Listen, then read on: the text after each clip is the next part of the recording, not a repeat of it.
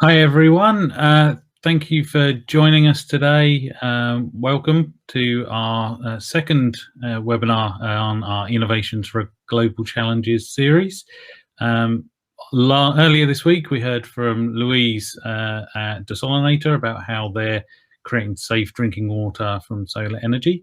And today we've got Sarah and Katie from De Montfort University who are going to talk us through how they've developed an amazing set of resources to encourage kids to keep clean and help their parents as well in encouraging them to do so. So they're going to talk about the research and the disciplinary work that's gone on between microbiology and education to create these new resources and help people. Katie is a reader and associate professor in microbiology in the School of Pharmacy and head of the infectious disease research group at De Montfort University. And Sarah is a professor of education innovation as well at De Montfort. So thank you both for agreeing to take part today and for sharing your story. And I'll hand over to you. Thank you, Kevin. So thank you to everyone for joining us today and sharing an interest in Germ's Journey educational resources. Sarah and I are co-founders of Germ's Journey, and we will be sharing our journey as such of how we develop these global resources to aid children in hand washing and keeping them healthy. So our mission really is to raise awareness of health hygiene, and in particular our focus is in the younger age group children, so those from 3 to 6, key stage 1, early years, because the idea of an invisible germ that's there and can make you ill is quite a hard concept for young children to understand. And our mission is through fun and interactive activities that young children have a understanding of microbiology from a young age and how to keep themselves healthy. This has also become more important during the current pandemic. So we have adapted the resources to also include respiratory disease as well as sort of bacterial diarrhea, sickness type illnesses. So our mission is to make a Germ's Journey freely available at the point of access to children, educators and healthcare workers all around the world. And today we're going to share the journey of how these have been developed, how we've assessed impact on children's understanding, behaviour and illness globally. So I'd just like to share with you a short video to demonstrate how the project came about. The idea of Germ's Journey came about because my son liked playing with toilets and didn't like washing his hands, and there was a gap in the market for this type of book. I got involved in Germ's Journey when Katie Laird, the microbiologist, approached me as an education specialist to be involved in creating a book for young children. A Germ's Journey basically teaches children about germs, so the fact that they can't see the germ but it really is there and makes them poorly, and the fact that hand washing prevents that. This is a really important issue in terms of children's health, but also their understanding of germs. So as they get older, this feeds into antibiotics awareness and the issues that we have around resistance. The book has been supported by the Society of Applied Microbiology. They funded some of the development of the book and the interactive website. And they also sponsored 1,000 books for widening participation purposes. So we've been working with children in the local area and in rural schools in the UK to implement workshops with the Germ's Journey. Having developed a series of interactive resources, we worked with local schools through the Square Mile project and also with DMU India. We're working with a charity in the Gandhi Ashram, and we worked with areas of poverty within the city and in rural areas, and worked with children on hand washing in those areas. And we also donated books and equipment so that they're able to carry on the workshop, and trained 150 plus teachers on how to work with a germs journey.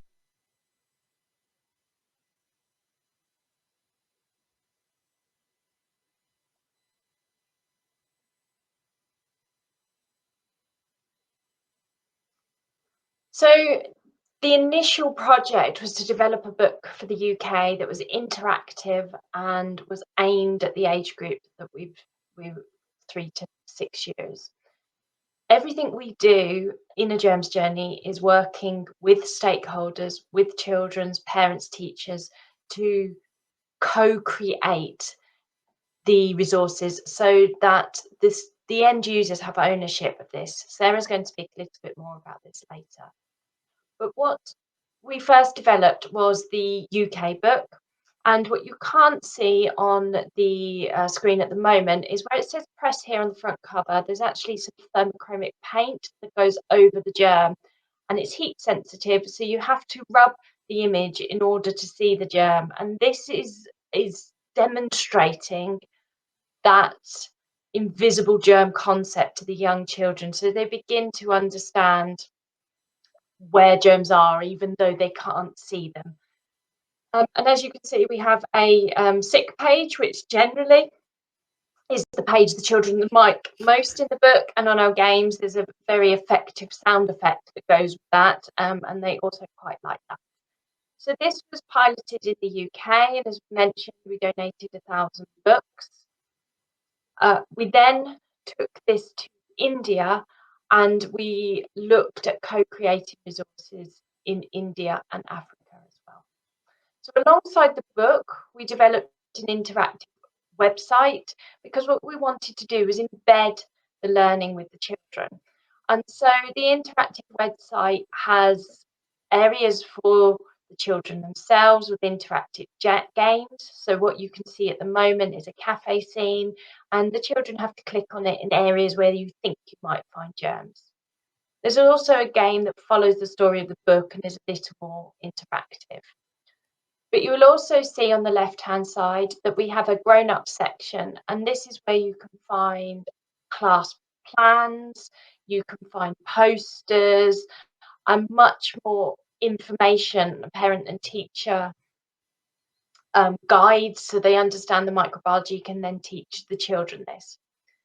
Now, in order to develop the project further, it was important that we had funding, and what we have done is basically secured commercial sponsorship from a range of different companies who are willing to support the project for the greater good. So we developed resources along POW International, Dettol, Barclaycard Next, all donated to the project. I'm going to show you next some of the things that we did with the money that we received. So here we have the workshops whereby the children have to do a reading activity. The image here is from the Gujarati book we developed with in India for children. We have the website activities. We then do the glow gel, which the children particularly engage in because they're able to see how to wash their hands and where they've missed, all with an interactive light and their hands glowing. So they particularly like this one. And then we also have colouring sheets that they can do in this carousel workshop within the classrooms. So we're reinforcing the message in a number of different ways. So currently we have reached many countries. We've co-created a book for India, Africa. We've created posters for the Middle East, and we have also got the posters and guides for parents translated into a number of languages, all of which can be found on our website in the Around the World tab section. So we've talked about the posters. Katie, this is, do you want me to pick up from here? Yeah. Okay, so if we just go back to the Round the World slide, what we did was by developing the resources first in the UK context, we quickly realized that the issue of hand washing was a global one. So this, as Katie has rightly outlined, was how we then moved from developing our reach from the global north to also incorporate the global south. And as you can see, we were working with both developed and very wealthy countries, for example, in Europe and the Middle East, but also we wanted to work in more deprived areas where we knew these resources would be able to be used by local communities. So the vision here is that we aligned the project to link to the United Nations Sustainable Development Goals, and these are known as the UN SDGs. And there's two SDGs that are crucial to our project. One is SDG 4, which is looking at education, and the other one is based on health and how we can improve both health and education worldwide for everybody. So by taking a focus on how we can address SDG 4 to improve the quality of education, we thought if we can provide free resources, we can promote health at the same time, and we can tackle the spread of infectious diseases, because we know that hand washing is crucial to preventing that infection. We also know that the WHO guidelines continue to stress as a major frontline strategy that hand washing is still the most effective form of prevention. And we know how important this has been with the outset of the COVID pandemic in spring 20. So as you can see here, we developed the posters on the left-hand side very much for the global north, and then another set of images used in the posters for the global south on the right. As you can see here, we've developed posters along the lines of more of an infographic. And the reason we wanted to do this is that we wanted to provide both a mixture of text, but simple graphics as well that could capture the message around how to have effective hand washing. Now, those posters can be put up in any context, whether it's a school, a nursery, a community centre. They're available and they're free to download from our website. At the same time, we also wanted to create more information that could be of use to parents and teachers. And in the middle there, you'll see that what we've created is a guide, and that contains more information for the adults that can support children's learning on this topic. Again, as you can see here, we've also developed photos in posters to show a step-by-step process of how you would wash your hands, again for the global north and global south. And what we're really pleased to say is that all of these images were taken on the project, were actually taken by our own photography student. So what we do at the university is we provide opportunities for students to engage in live research projects and to become a researcher on the team with us. This means that the Germs Journey project actually constitutes a research in action project at the university.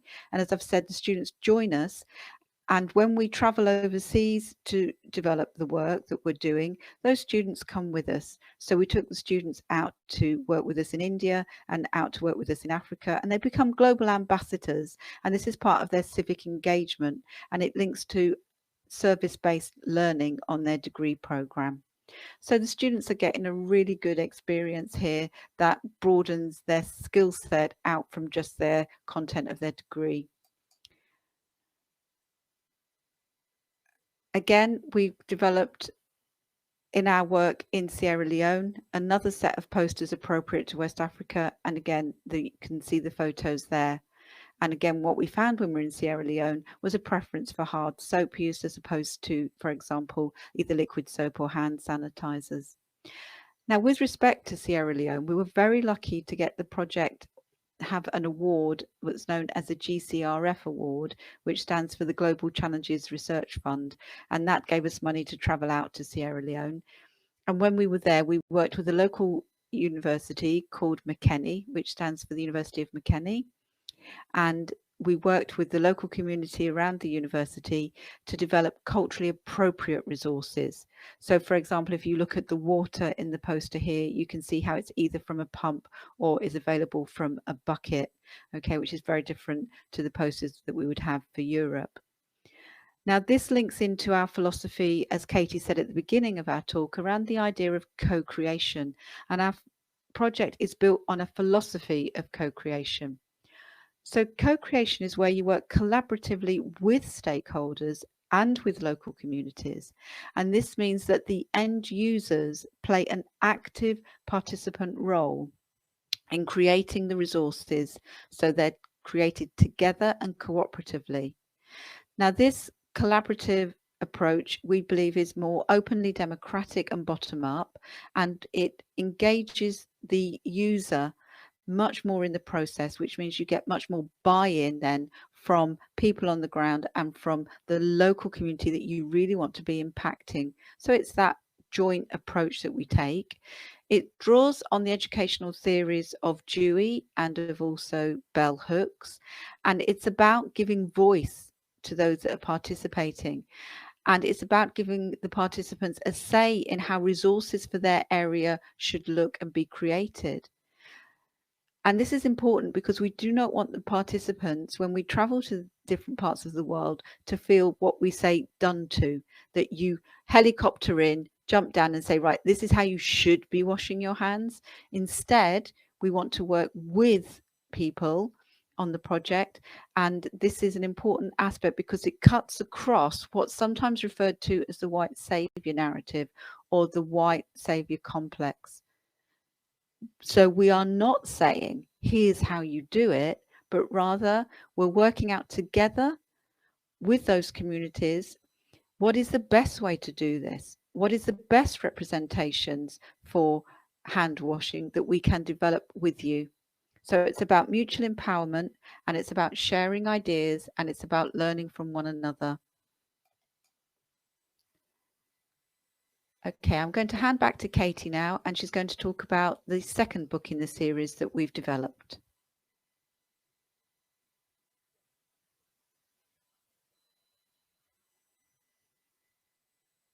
To be adapted for the respiratory illness rather than the sort of hand-to-mouth foodborne type disease that we'd maybe based the original book on. So we worked with Medina Publishing on this and a very talented illustrator called Jules, and we developed Bye Bye Germs.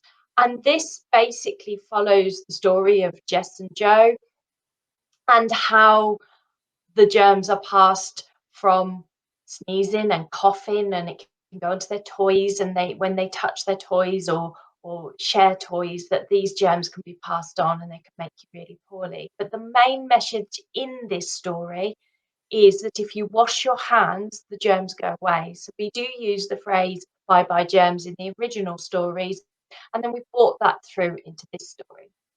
What we also constructed at the beginning was information for parents so they could pick up on key points like what's the difference between a virus and a bacteria with their child. Do we know about good germs? Because we don't want to scare the children. And this scaffolding will hopefully help the parent or teacher or healthcare worker engage in questions with the child that will increase their microbiology learning. Now, from this, we had some sponsorship in the UAE via Medina from Dettol to redevelop the book into culturally relevant for the Middle East. So that book has also been developed. And we have run some pilot trials with Bye Bye Germs to see the effect on understanding in children. And the initial data, which we're still analysing, has come back really positive. And children engage with it after reading it, they have a better understanding of how to stop the germs. It was also trialled in a school in Poland, and although there was the language was different, they were still able to use the book effectively. So we've had really positive feedback from that.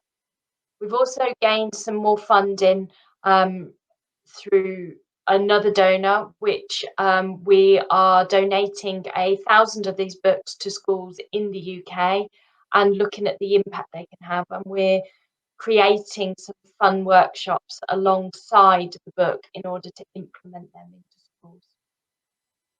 we're going to do this both in an online and live version, so that should we come back into a lockdown or unable to access schools, the schools can still implement these workshops. Next, through sponsorship through PAL International, we've developed the superheroes. These are much more based at paediatric wards, and we have ethical approval for a clinical trial in 2 major children's hospitals. Unfortunately, the COVID pandemic hit and we haven't been able to complete that research yet, but we will pick it up as soon as we can. And actually, I think it becomes more important in that paediatric hospital environment to prevent the transmission of diseases around those wards. So the superheroes is a team of King Clean and the Hygiene Queen and a number of other heroes that aim to tell the children, about the importance of washing hands. But these are aimed at slightly older children. So whereas the original books were in that 3 to 6 age group, this could expand up to around 11-year-olds, we believe. So the idea, and this isn't the final specification for it, is that the heroes will be on a range of products that the children can use from bedside in order to wash their hands. There's going to be interactive worksheets with games, a bit of poster with a story on, and we're going to look at how the patients and the nurses engage with the resources, and also if it has any impact on infection rates pre and post intervention. However, the water may be a little muddied here by the fact that increased education has occurred around hand washing due to COVID. In response to the COVID in schools as well, we quickly adapted the superheroes into posters that could be used within schools as well. So there is a number of schools in Leicestershire that have these posters up around the school now, just to remind the children about hand gelling, drying their hands, using soap, and washing their hands. So these are just some examples of those posters. And then lastly, on the current resources, Sarah mentioned that we work with our students to develop the resources and give them that experience. A literature student has written a book for us called A Germ's Journey, A Fight Against Resistance. This is aimed much more at Key Stage 2 children, so the older children from 7 to 11 really. And this is a Pathfinder book whereby the child reads the book and is given fact files. So one fact file might be on what a bacteria is and what a virus is, and then based on how the story is moving forward, they have to make a decision on whether to use an antibiotic or not, and they can move to different parts of the book. So this is currently being published, and we have a PhD student working around developing the workshops for in schools. And we used part of a donation from Next in order to develop this book. So there's a watch this space on this. Now hand back to Sarah. Thanks, Katie. So we've created an infographic of the project. So in the triangle, you can see our global reach there, which since we collated the information for this has actually increased. So as you can see, the bottom figure there has increased by a further 20,000 in terms of our reach, and is now in excess of 147,000 children and adults that we've reached through the website, through the workshops, through all the outreach work that we do. And you can also see in the circle that as we developed that philosophy of co-creation and collaboration, we've worked very closely with a series of sponsors and collaborators.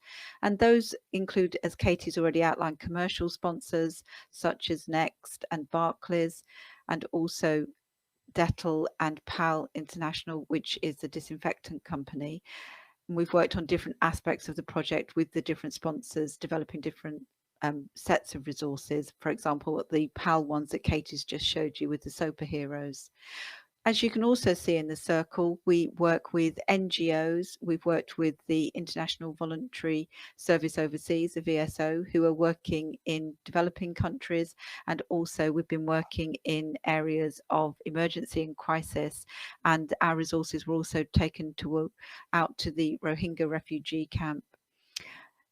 So we are always open to collaboration, so that we can progress the idea that hand washing is still our first line of defense against infection. We also work with charities as well, that you can see there, and we're keen to continue our collaborations. So the whole point of developing the resources is to aid knowledge around how to wash your hands effectively and to understand germs more. And as researchers and academics, what we have to do then is to undertake research that measures the impact that the resources have had. So what we have done is we've developed a series of different methodological instruments to test that impact. And on this slide, we're looking here at the results we've got from and looking at understanding with children. So what we wanted to know was, after the children have engaged with the resources and gone through the Germs Journey workshop that Katie showed you, with the interactive activities like washing their hands with the glow gel, having the book read to the children in small groups, that is all formed on experiential learning. Our hypothesis was that experiential learning leads to an increase in understanding and should improve the behaviour of hand washing. And we're really pleased to say that once we did the research on the workshop intervention, we found that 40% increased in their knowledge immediately after the workshop. And also there was still a 30% increase in understanding germs and how they're spread 1 month later, when we went back in to test their long-term retention. So for us, we're really thrilled that the knowledge was being retained long-term. That was a really important step for us. As we've said, we also have been able to secure funding to travel out to the Gujarat state in India, which is on the northwest part of India, and we worked in the city of Ahmedabad, and we worked with a charity out there. And by working with that charity, we were then able to do further outreach work into some of the slum areas in the big city, and to work in some areas of very, very severe deprivation. And we could work again with community workers, local teachers and children. And here we found that 60% to 73% of the children after our workshop knew how germs can cause illness, and 76 to 80% knew how to remove the germs from their hands after our intervention. And also we were really excited and pleased when we had 100% of teachers report that they feel that they're now able to teach hand washing and infection control more effectively now they have the resources. And the other really exciting aspect we found was that the children were also then running home to their parents and sharing the knowledge both with their siblings, their wider families and their wider communities. So again, we had that kind of cascading of the knowledge as well.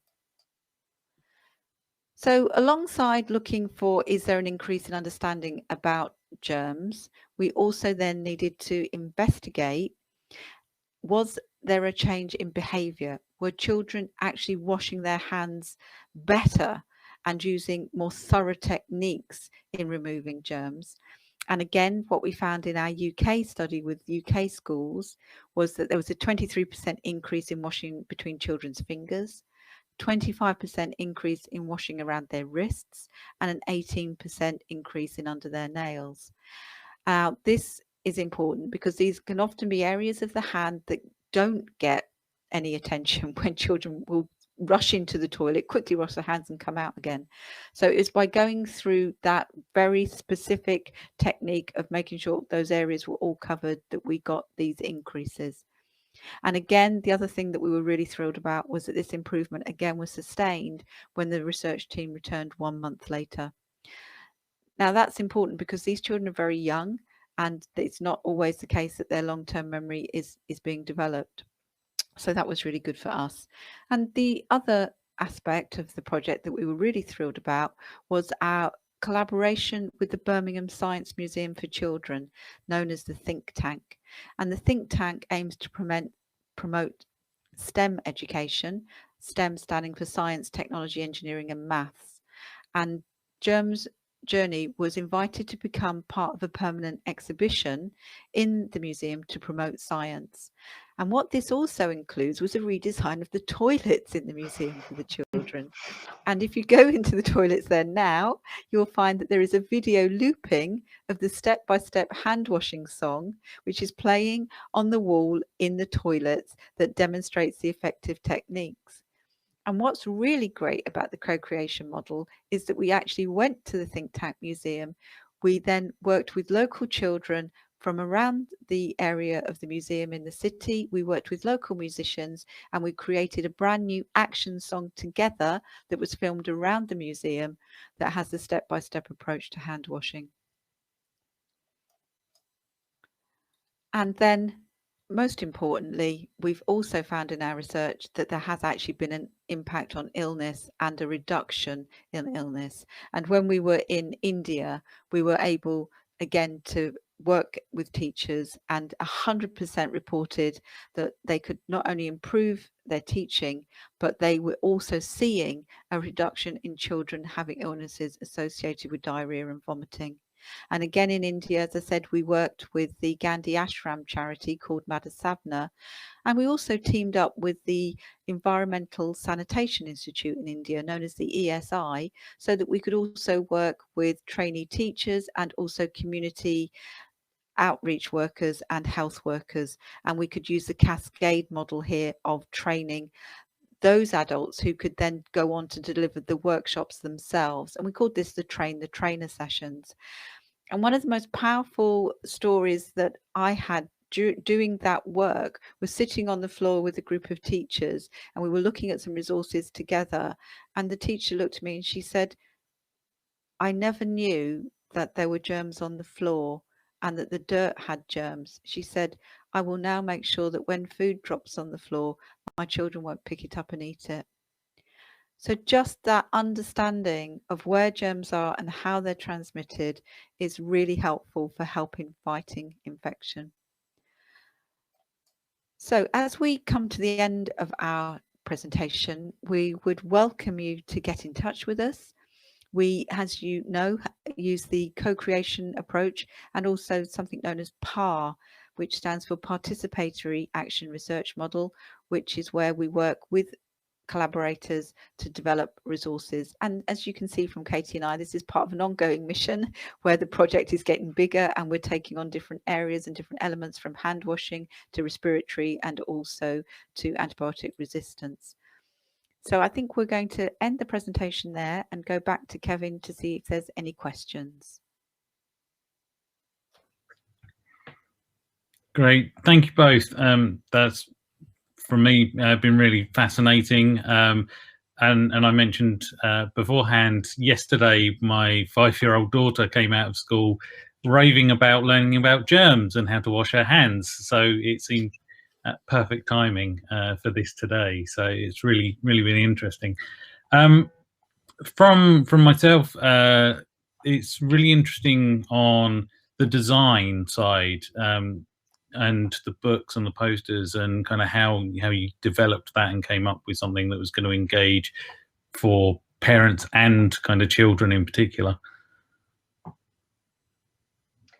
So the initial idea come about, and the university does an internship program whereby students from across the university can apply for certain roles. Now, obviously, Sarah and I had the ideas, but neither of us are artists.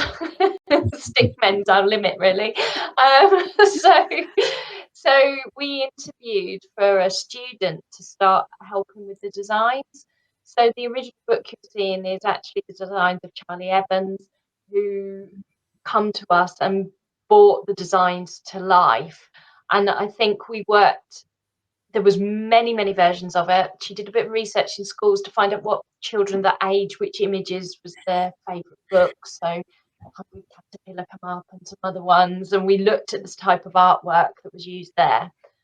And I think one day we were just having a brainstorm session, and I think I said, why don't we just focus on hands? You know, let's just break this down to something really simple, and it's all about the hands rather than trying to create this full-blown story for educating the children. And that's how the designs really developed, that and bubbles, because children love bubbles, don't they? So we had those two key elements that we felt had to run through the whole project. But I must say, much of what we have developed is very much down to the talents of the DMU students, and many of them have developed and stayed with us on the project as volunteers, because without volunteers and donations, we couldn't run this project, could we, Sarah? So. That's really good, and it's amazing to hear how the students are getting involved and like taking the photography, using the designs and kind of copying for progressing it further. It's cool. Just out of interest, what's been sort of the best reaction you've seen from any parent or child, perhaps, when they've been looking at the resources? It's really funny, as Katie said in one of those earlier slides, the children really like the vomit page because it's so graphic, and also because you don't see those images very often, but all children have that experience at some time of being sick, don't they? Just through the nature of being a child. So that's been really lovely when you read to them and you turn that page over and their little eyes light up at that, which is really good. And as I said, that story about when the adults also share with you that they didn't realize sometimes where germs are. And going back to what Katie was saying about working with our intern who had the graphic design skills, the whole philosophy underpinning the project is not only one of co-creation, but one of interdisciplinarity. So Katie is hardcore scientist. She's a microbiologist.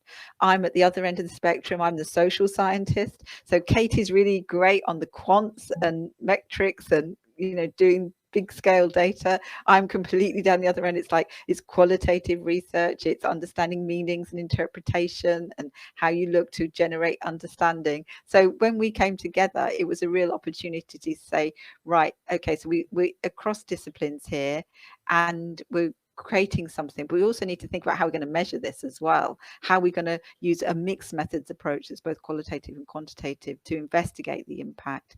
And what we've seen is that the project has just grown and grown and grown, and each time that still aligns to our core values around making sure that we always engage stakeholders.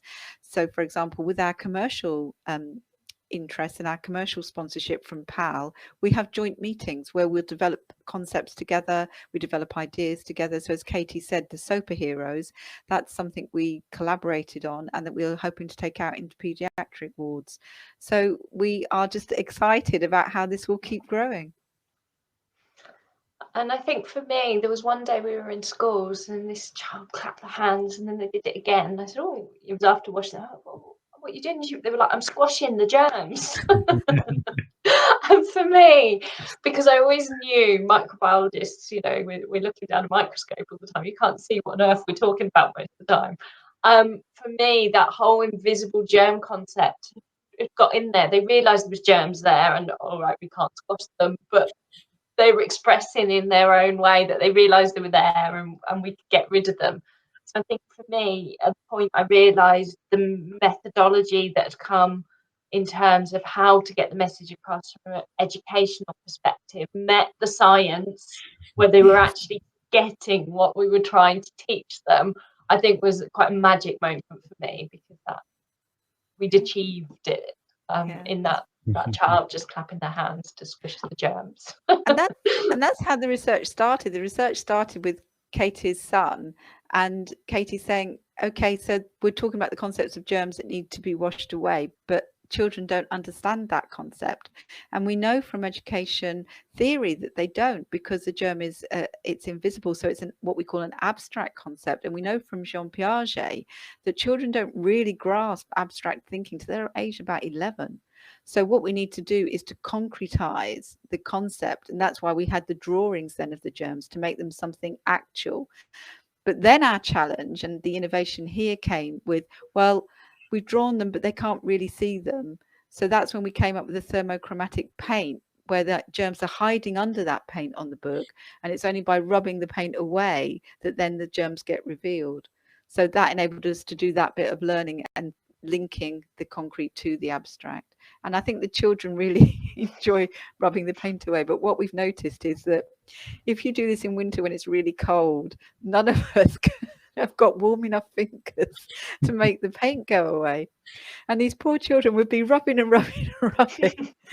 And we found out when we went to India that there is a magic number at which the paint will actually go, and the answer is it's 28 degrees, because when we worked in India and it was the end of the summer, it was above 28 degrees, so none of the thermochromatic paint actually worked. The germs were invisible the whole time. So we also learned about temperature control as well, so that was fun. Oh, that's great. Actually, that was one of the other questions, was around sort of adapting to different markets and kind of other countries, and you spoke a little bit about how you've done that for some countries. So is there plans to kind of expand into other markets and countries, and is there kind of a similar strategy around seeing what research you need to do ahead of time, or kind of doing it in the country, and how that's going to then progress and hopefully expand the project further? I think so. Well, definitely so. Yes. And I think what we've learned in each country, it's not just about adapting the resources, it's actually about adapting the workshops. Because in India, a lot of their learning is through song. They don't stand, whereas we stand at the front of the class, the teachers talking to the children. They kneel at their level through all of the teaching. So when we first went in, we stood up and we had translators, obviously. And someone said to us, no, you need to be down in amongst the children doing it. So little things like that we learned as we went along. But I think the next, we're quite well established in India, in Gujarati, particularly language-wise, and Africa. But I think the Middle East is an area that we're just beginning to expand into, and that's been possible because of the collaboration with Medina and with Detto in developing that UAE Bye Germs, so the respiratory disease book. So I think that's one particular region in the immediate future we're looking at, but we aim to go much larger if possible. So Sarah most really wants to pick up on that. Well, it's just going back to linking to the UNESCO Sustainable Development Goals around improving the quality of education and also the health targets for the UN. We are really keen to have reach into all of the UN regions, and we're aware that, for example, as we've already said, the Middle East is one that we're only just getting access into, so we are always open to collaboration. Yeah. Great. I can see a question has just come through from the audience as well. Is there a region that's more engaged in the resources, and how did you overcome any barriers? That's a really good question about barriers, because there are barriers, and there are cultural barriers. And when we went to work out in West Africa, there was certainly a sensitivity that the white scientists in their suits had dropped down with Ebola and had been very busy giving medical advice that was contrary to local beliefs and local customs, and that this created some antagonism. And we realized when we went that it's about working in a more culturally sensitive way, which is why for us the notion of co-construction is really important. And we said when we arrived, actually this is about doing this together to understand what works here. And what we soon realized was that the access to water was done in a different way, that, as Katie said, in India the use of song was particularly important.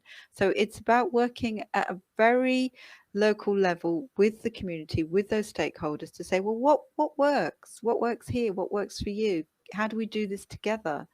And as we said, we're so lucky with having had donations that we're then able to create and adapt the resources. So as Katie said, we had the Clean Hands, Dirty Hands first book in the series that then could be translated into Gujarati. And when we were in Sierra Leone, we were then able to create a new book for a West Africa context. So for us, those barriers are ones that are real and they're there, but they're ones that we are willing to work with such that we can end up with a more empowered model whereby we hope those resources will be used more because the users have been engaged in the process. I think one of the other barriers that we had, particularly on the data collection, is we found this in India more so, is that the teachers that want to give the right answer to you, and we don't want the right answer, we want to know what they're really thinking. So when we were collecting the data and creating those data collection tools, we didn't actually deliver the focus groups. We've got someone local who could speak the language and who the teachers could relate to collate the data, because just by us being there, it would influence it. So that was one particular barrier. So we're confident in the data that we got, because this can be skewed sometimes. And I think obviously the language barrier in India, but because we were working with a local charity on the ground, we were working with the Environmental Sanitation Institute of India, they were able to help us. That everything we did, and each person that was out there and running an element of the project also had a translator with them at all times. So we managed to overcome those language barriers. And in a lot of the schools or community centres we were in, the translators were people that the children already recognised, so they could relate to them straight away, and there wasn't this issue of all these new people here, and and we don't really, we're going to be on our best behaviour. They related to the people that were translating for us. Okay, that's great, thank you. One other thing, just out of interest, beyond sort of the actual hygiene sort of and changes in sort of the children's behaviour, have there been any sort of wider impacts or other sort of unintended consequences that have kind of as a result of what people have learned? That's a very good question, and it isn't one that we've asked on the research yet, but I think that's something, certainly the next stage of our research, we've got something called what is referred to as HIFE, which stands for the Higher Education Innovation Fund. And our latest project is working with communities to develop podcasts of how the resources are being used.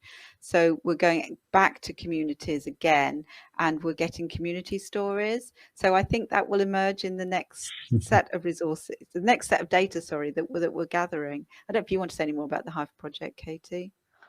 I think that it's slightly outside what we've already done before, so it'd be interesting to see what data we get back. And what we've particularly done, this was related to COVID, is working with the communities to understand what their understanding is, and also myth busting, because nobody was interested in how vaccines developed, or our numbers, or growth curves, or anything like that before the pandemic. And now everyone is an expert, maybe interpreted in a different way, and there's misinformation coming out.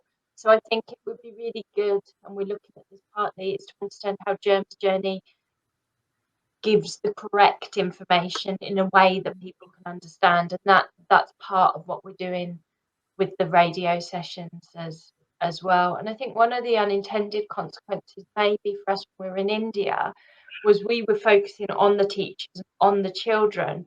But when we went back for the third time, because we do longitudinal studies, I think when we heard that the children have been teaching their parents and their grandparents the message, and actually they were coming to health clinics and saying about germs because their child had mentioned something they'd done on Germ's Journey in school, I don't believe we thought at the beginning that it would cascade out like that. So I think that was a very interesting observation. And I think the other thing that we observed is that in the UK, children had a very good understanding, well, not very good, but they had a better understanding of what germs were, but their hand washing technique was awful. I call it tickle fingers for anyone that has children, you know, when they just put their fingers under the tap and wiggle them and that's their hand wash done. So the tickle fingers was rife in the UK. We don't know how that's changed now COVID's in place. But in India, what we observed was their hand washing practice was exceptional. However, their knowledge of why they were doing it wasn't there. So I think for us as well, developing different influences of what was coming out of the workshops we were delivering, to the different educational angles that were coming out of that was interesting as well. Maybe something that we hadn't realized we were going to come across in this journey. Yeah, it is interesting how when your kids come back from school and start telling you all these things they've learned, and it's something particularly with the pandemic and coronavirus that concept of invisible bugs has really, I think, become much more prevalent through schools in particular, because they've suddenly have this new role of educating around why it's important that we've got these new social distancing rules and kind of ways of doing things differently. So it's really interesting that you've been able to adapt and kind of develop more resources to kind of match to that as well.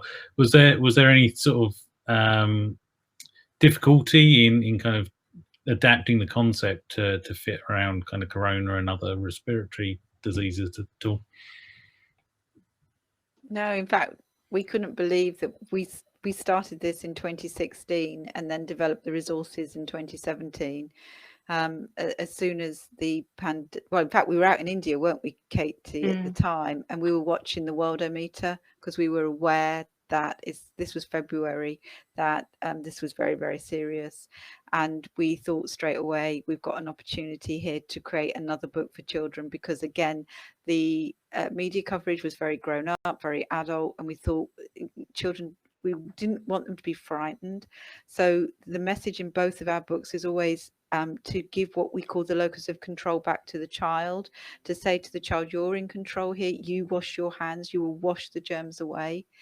And with the respiratory disease book, the Bye Bye Germs, it's like, well, if you sneeze, then that's okay. If you catch it in your elbow, you can wash your jumper. If you can catch it in your hand, you can wash your hand. If it goes on your toys, you can wipe your toys down. So it's about giving that message that it's okay. You can do things to help here. That's great. I think that's everything from myself. Thank you both again ever so much for your time and for running through the journey that you've taken. Developing a germs journey is really interesting. Again, as a parent, I know how tricky it can be to explain such sort of abstract ideas. So it's really great that this is available for people around the world to make use of. Thank you again. Thank you to everyone who's joined today, and have a great day. Thank you. Thank you.